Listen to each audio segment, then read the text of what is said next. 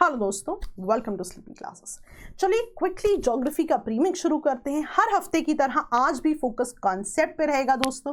Irrespective of आप answer सही कर रहे हैं या नहीं कर रहे हैं, कॉन्सेप्ट जरूर समझें, बिकॉज हमें नहीं पता कि एक्चुअल एग्जाम में कॉन्सेप्ट का कौन सा पार्ट आपसे पूछ लिया जाए। बट बिफोर आई स्टार्ट, हमारा क्रैश कोर्स प्रीलिम्स के लिए लॉन्च हो चुका है।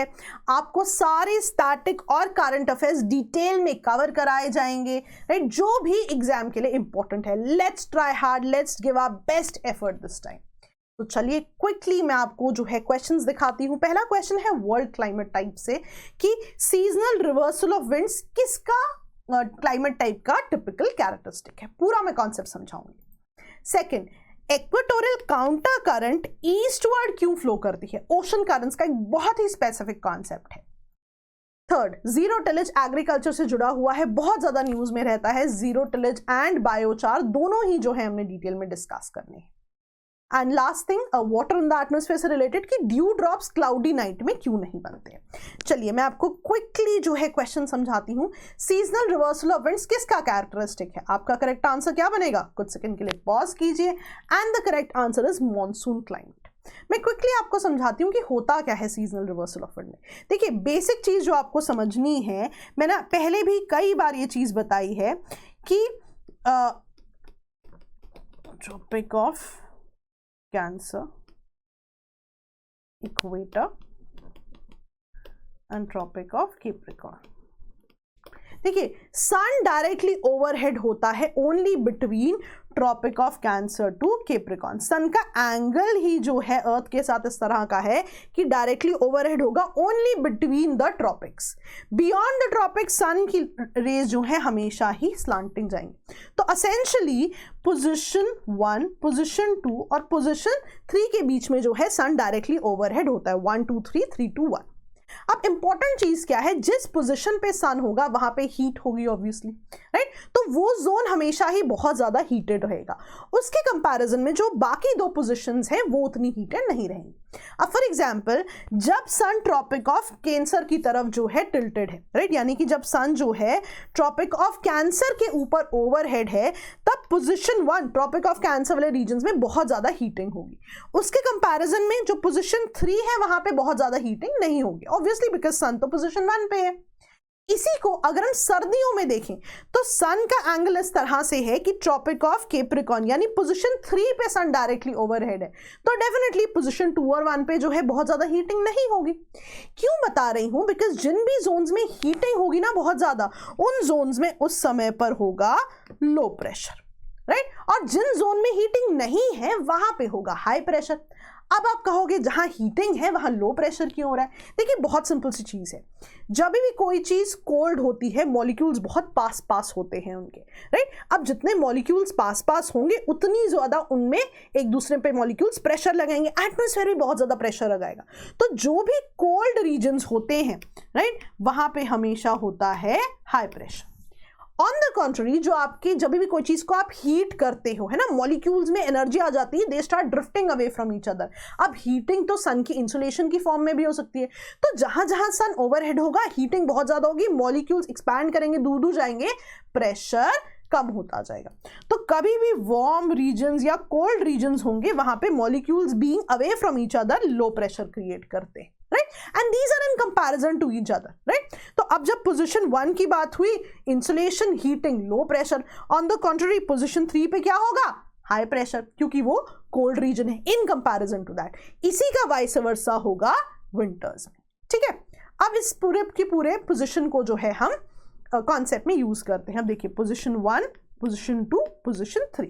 आप देखिए हमने पढ़ा भी है इंडियन ज्योग्राफी में कि ट्रॉपिक ऑफ कैंसर जो है इंडिया से पास करता है। तो आप मुझे कमेंट्स में बताइए कौन सी स्टेट से पास करता है। चलिए अब जब सन होगा पोजीशन 1 पे डायरेक्टली ओवरहेड, है ना, पोजीशन 1 पे डायरेक्टली ओवरहेड, तो उन रीजन्स में क्या होंगे, राइट, पोजीशन जब 1 की बात करेंगे तो वो रीजन्स होंगे वार्म, यानी कि उन रीजन्स में होगा लो प्रेशर, यानी कि पोजीशन 1 पे होगा लो प्रेशर।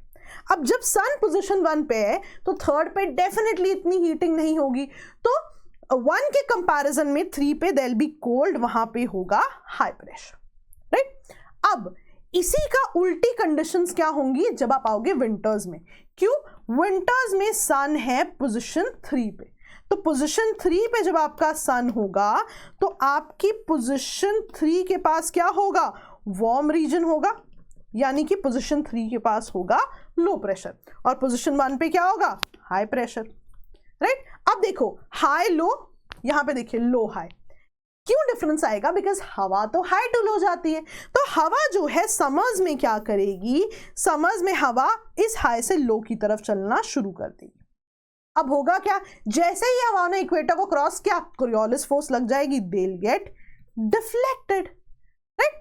और यही चीज जब आपकी विंटर्स में थी तो क्या होगा? विंटर्स में हवा हाई से चलना शुरू तो करेगी, लेकिन by the time they cross the equator, Coriolis force के इंपैक्ट में आके दे विल गेट डिफ्लेक्टेड। तो क्या आप देख रहे हो? एक सीजन में हाई टू लो, दूसरे सीजन में हाई टू लो, तो बेसिकली रिवर्सल ऑफ विंड हो गया, विंड की डायरेक्शन एब्सोल्युटली रिवर्स हो चुकी है। तो ये कौन से आपकी क्लाइमेट टाइप का कैरेक्टरिस्टिक्स है? Monsoon climate type, right. Seasonal reversal of wind. क्यों? बिकॉज सन की पोजीशन जो है 1 और 3 के बीच में बदलती रहती है। एक स्टेप और आगे जाती हूं, मैं आपको बताती हूं इनमें मॉनसून कौन सा आएगा, राइट। नाम कैसे होगा? तो नाम होता है जहां से आपका विंड जो है डायरेक्शन शुरू करती है, राइट। अब देखो डायरेक्शन कैसे आएगी? East, west, north, south. ये देखिए कुछ इस तरह से है, राइट। तो साउथ ईस्ट, यानी कि ये होगा साउथ ईस्ट मॉनसून, ठीक है। अब जब आप इंडियन सबकॉन्टिनेंट के कॉन्टेक्स्ट में देखते हो तो आप देखो डायरेक्शन कुछ इस तरह की है, राइट। साउथ वेस्ट, तो इसका नाम होगा साउथ वेस्ट मॉनसून। याद कीजिए इंडिया के लिए हम साउथ वेस्ट मॉनसून की तो बात करते हैं। तो ये था आपका समर्स में south east and south west, ठीक है। इसी को विंटर में देख लेते हैं, राइट। विंटर में जब हम देखने की बात करते हैं, इन्हें दोबारा देख लेते हैं, ईस्ट, वेस्ट, नॉर्थ, साउथ। अब देखिए यहां से विंड्स आ रही है, राइट। तो आपकी ये हो गई north east monsoon, right. Indian के कॉन्टेक्स्ट में भी आप नॉर्थ ईस्ट मॉनसून कहते हो। और वहीं जब हम इन विंड्स को देखेंगे, राइट, अब आपकी क्या डायरेक्शन है? North west. So this is your north west monsoon, ठीक है जी। याद रहेगा समर्स में क्या था आपका? South east and south west. Winters में क्या था? North east and north west monsoon. Seasonal reversal of winds किसका कैरेक्टरिस्टिक है? मॉनसून क्लाइमेट का। अब आप इसको कभी भी नहीं बोलेंगे व्हाट एवर कम में, ठीक है। चलिए क्विकली सेकंड क्वेश्चन पे चलते हैं। What explains the eastward flow of equatorial counter current? कुछ सेकंड के लिए पॉज कीजिए। आपका करेक्ट आंसर है position point B, convergence of two equatorial currents. मैंने आपको क्विकली समझाती हूँ इक्वेटोरियल काउंटर करंट होती क्या है। हमने पढ़ा होता है, देखा भी होता है, बस ध्यान नहीं दिया होता। अब देखिए इक्वेटोरियल काउंटर करंट, राइट। अब देखते हैं इक्वेटोरियल काउंटर करंट क्यों बनती है। पहले तो आप ध्यान से देखिए, एक लूप बनता है जो हम मिस कर देते हैं। नॉर्थ इक्वेटोरियल करंट देखिए यहां से शुरू हो रही है, आपको ग्लोब इमेजिन करना है, यहां से आते हुए और कुछ इस तरह का लूप बन रहा है, राइट। सिमिलर लूप आपका सदर्न हेमिस्फीयर में भी बनता है, ठीक है। अब मैं इसको जो है आपको अलग से बना के दिखाती हूं, ठीक है। ओके, अब यहां पे आप दो करंट्स की बात करते हैं, northern equatorial current, southern equatorial current. मैं आपको दिखाती भी हूं, राइट। नॉर्दर्न इक्वेटोरियल करंट और सदर्न इक्वेटोरियल करंट। अभी हम काउंटर करंट की तरफ नहीं आए, अभी हम नॉर्दर्न इक्वेटोरियल और सदर्न इक्वेटोरियल करंट की तरफ आ रहे हैं। अब देखिए दो चीजें होंगी यहाँ पे। जब ये करंट यहाँ से यहाँ पहुंचेगी, राइट, एक तो इसके सामने लैंड मास आ गया, लैंड मास आ गया तो करंट को तो टर्न करना पड़ेगा, प्लस डिफ्लेक्शन भी होगी due to Coriolis force. Now what happens is, ये तो अपने आप करंट चल रही थी, अच्छा इस डायरेक्शन में क्यों चल रही है? बिकॉज ट्रेड विंड्स की डायरेक्शन इस तरफ है। अब ट्रेड विंड्स इन्हें आराम से लेके जा रही हैं, सामने आ गया लैंड मास, तो इनको जी टर्न करना पड़ गया, प्लस कोरियोलिस फोर्स का भी इंपैक्ट आ गया, तो ये पूरा ही डिफ्लेक्ट कर जाती है। Same thing happens in the southern hemisphere. आ तो रही थी बट लैंड मास भी आ गया और कोरियोलिस फोर्स की वजह से डिफ्लेक्ट भी करना पड़ गया। इवेंचुअली पूरा का पूरा आपका सर्कल जो है इस तरह से लूप बन जाता है। लेकिन यहां पे होता क्या है, जब ये पानी टर्न कर गया यहां पे आपका वॉइड क्रिएट हो जाता है। अब वॉइड तो क्रिएट हो गया, पानी कहां जाएगा? पानी के पास जाने के लिए सिर्फ ईस्टर्न डायरेक्शन ही बदलती है, इसीलिए इक्वेटोरियल काउंटर करंट जो है आपकी ईस्ट डायरेक्शन में जो है जाती है because of the void which is created due to these two currents. इसीलिए आपका ऑप्शन जो है 2 ओशन करंट्स की बात करता है। ठीक है जी, तो because this void was created, void का पानी को ईस्ट तरफ ही जाना पड़ता है। ठीक है जी, याद रहेगा। चलिए क्विकली जो है थर्ड क्वेश्चन पे आते हैं, जीरो टिलेज। अब जीरो टिलेज क्या होता है ना, पहले मैं आपको बताती हूँ जीरो टिलेज क्या होता है। तो बेसिकली होता क्या है, मान लीजिए आपने जो है फसल लगा दी, फसल हार्वेस्ट कर ली, काट ली, अब जो पीछे रेजिड्यू बच गया उसका आप क्या करेंगे। तो बहुत ज्यादा न्यूज में स्टबल बर्निंग रहती है, आपने देखा होगा कि जो रेजिड्यू होता है उसको बर्न कर देते हैं, राइट, सो दैट दोबारा से जो है अब लैंड को यूज किया जा सके। But in certain scenarios residue को बर्न नहीं करते, क्लीन नहीं करते, राइट, बहुत ज्यादा लैंड को प्रिपेयर नहीं करते फॉर जो है नेक्स्ट फसल, है ना, जिसे स्टबल बर्निंग भी आपने की, उसके बाद भी लैंड को प्रिपेयर किया जाता है अगली फसल के लिए। अब जीरो टिलेज में क्या होता है कि ऐसा कुछ नहीं होता, पिछली वाली लैंड आपने हार्वेस्ट कर ली, उसके बाद कोई प्रिपरेशन नहीं की जाती, डायरेक्टली आप जो है सीड्स को प्लांट कर सकते हो, दैट इज जीरो टिलेज। उससे एसोसिएटेड ये 3 ऑप्शंस हैं, क्विकली पढ़िए और आंसर करने की कोशिश कीजिए। तो यहां पे आपका आंसर है ऑल 3 आर करेक्ट। अब यहाँ पे ना मैं आपको एक चीज भी दिखाती हूँ, हैप्पी सीडर बहुत ज्यादा न्यूज में रहता है। हैप्पी सीडर जो है यही करता है, हैप्पी सीडर के समय क्या होता है कि आपको स्टबल बर्निंग नहीं करनी, लैंड को कुछ अलग से प्रिपेयर नहीं करना, ये हेल्प करता है सीड्स को डायरेक्टली जो है सो कर देने के लिए ग्राउंड में, कोई प्रिपरेशन की आपको रिक्वायरमेंट नहीं है, कोई आपने सॉइल को जो है हिलाना नहीं है। तो उसको जीरो टिल फार्मिंग कहते हैं कि आपने लैंड के साथ मिनिमम छेड़खानी करी है। ठीक है, चलिए अब मैं आपको बताती हूँ ना, आपको मैंने क्या बताया कि इवन इफ आप बर्न नहीं कर रहे हो रेजिड्यू को, आप फिर भी अगली फसल की सोइंग कर सकते हो, दैट इज जीरो टिलेज। इसका एक बहुत अच्छा जो एप्लीकेशन देखा गया है वो राइस में देखा गया। होता क्या है, राइस यूजुअली कैसे लगाया जाता है, सो बेसिकली एक नर्सरी सी बनाते हैं ना, एक छोटे पीस ऑफ लैंड पे राइस को पहले बो के उसके छोटे छोटे प्लांट्स बना लेते हैं, फिर उन प्लांट्स को एक्चुअल लैंड में लगाया जाता है, इसको ट्रांसप्लांटेशन कहते हैं। ठीक है, तो अब क्या देखा गया है, जब से जीरो टिलेज जो है बहुत ज्यादा देखा जा रहा है, तो अब जो है नर्सरी ऑफ राइस सैपलिंग्स की ज्यादा जरूरत नहीं पड़ती है, उसकी नीड जो है उसके अलावा भी जो है डायरेक्ट प्लांट किया जा सकता है सीड्स को वेट सॉइल में। ठीक है, लेकिन यहाँ पे कैच है, अलग से याद रखना, जब भी आप जो है नर्सिंग करते हो, नर्सरी बनाते हो राइस सैपलिंग्स की, इसका एडवांटेज बहुत ज़्यादा क्या है कि इसमें वाटर लॉक्ड कंडीशंस होती हैं, पानी बहुत यूज़ होता है, जिसकी वजह से वीड्स जो है बहुत ज़्यादा ग्रो नहीं कर पाते, वीड जो है वहीं के वहीं छट जाते हैं।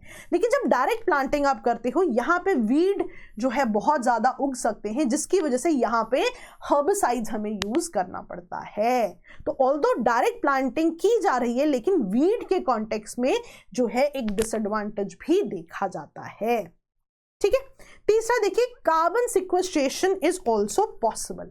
अब ना मैं आपको एक एग्जाम्पल से समझाती हूँ। जब आप टिलेज नहीं करते हो ना, at that point of time क्या होता है, या मैं आपको इन जनरल बताती हूँ। मान लो कि आपने लैंड को जनरली प्रिपेयर किया, तो होता क्या है, सॉइल में जो कार्बन होता है इन जनरल कंडीशंस, अभी तक हमने टिलेज की बात नहीं की है, जब सॉइल का ऊपरी कार्बन जो होता है वो ऑक्सीजन से मिलता है, एटमॉस्फेयर में ऑक्सीजन बहुत ज्यादा है, तो ये कार्बन और ऑक्सीजन मिलके बनाते हैं कार्बन डाइऑक्साइड, राइट। अभी तक टिलेज नहीं हुई है। देखा गया है कि अगर आप बिल्कुल टिलेज ना करो, है ना, आप जो है बिल्कुल लैंड को छेड़ो ना, तो सॉइल कार्बन बहुत ज्यादा ऑक्सीजन से नहीं मिल पाता और कार्बन डाइऑक्साइड नहीं बन पाता। इसीलिए आप कहते हो कि कार्बन सिक्वेस्ट्रेशन पॉसिबल है। कार्बन सिक्वेस्ट्रेशन बेसिकली जो है बात करता है कि कार्बन डाइऑक्साइड बहुत ज्यादा रिलीज नहीं हो रही। तो क्यों रिलीज नहीं हो रही? बिकॉज जीरो टिलेज की वजह से ये जो सॉइल कार्बन और ऑक्सीजन था, ये मिलकर कार्बन डाइऑक्साइड बहुत कम बनाते हैं। ये एक एग्जाम्पल जो है देखा गया है in terms of carbon sequestration.